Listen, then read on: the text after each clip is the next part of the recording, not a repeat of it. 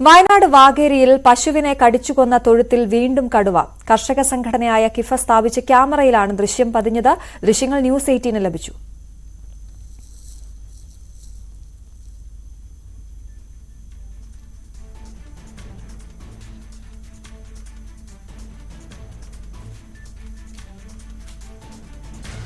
ജിൻസ് തോട്ടുങ്കര വിശദാംശങ്ങളുമായി ചേരുന്നു. ജിൻസ്, വളരെ ഭീതിതമായൊരു അന്തരീക്ഷമാണല്ലോ വാകേരിയിലുള്ളത്. നമ്മൾ കഴിഞ്ഞ ദിവസം കണ്ട അതേ തൊഴുത്തിൽ വീണ്ടും കടുവ എത്തിയിരിക്കുന്ന ഒരു സാഹചര്യം. എന്താണ് വനംവകുപ്പ് പറയുന്നത്? എന്തൊക്കെയാണ് വിവരങ്ങൾ? അശ്വതി, ഇന്നലെ പുലർച്ചെ സിസിയിൽ ഞാറക്കാട്ടിൽ സുരേന്ദ്രന്റെ 8 മാസം പ്രായമായ പശുക്കിടാവിനെ ഭക്ഷിച്ച തൊഴുത്തിലാണ് ബാക്കി ഭക്ഷിക്കുന്നതിനായി വീണ്ടും കടുവയെത്തിയത്.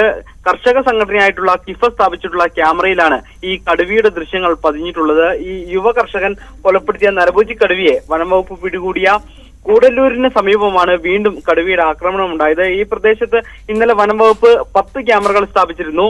ഈ ക്യാമറകൾ സ്ഥാപിച്ച ക്യാമറകളിൽ തന്നെ ഫ്ലാഷ് ലൈറ്റ് തെളിയുന്നതടക്കം ഈ ക്യാമറയിൽ വ്യക്തമായിട്ടുണ്ട്. അതേസമയം ഈ വനംവകുപ്പ് ഇതിനെക്കുറിച്ച് വിശദീകരിക്കാൻ തയ്യാറായിട്ടില്ല. ഇതുവരെ ഒരു മറുപടിയും പറഞ്ഞിട്ടില്ല. ഇന്നലെ രാവിലെയാണ് ഈ ഞാറക്കാട്ടിൽ സുരേന്ദ്രന്റെ 8 മാസം പ്രായമുള്ള പശുക്കിടാവിനെ പാതി ഭക്ഷിച്ച നിലയിൽ കണ്ടെത്തിയത്. ഉടനെ തന്നെ വനംവകുപ്പിനെ വിവരം അറിയിക്കുകയും വനംവകുപ്പ് നടത്തിയ ഈ പരിശോധനയിൽ കടുവയാണെന്ന് സ്ഥിരീകരിക്കുകയും ചെയ്തിരുന്നു. ഈ പ്രദേശത്ത് 10 ക്യാമറകളും സ്ഥാപിച്ചിട്ടുണ്ടായിരുന്നു.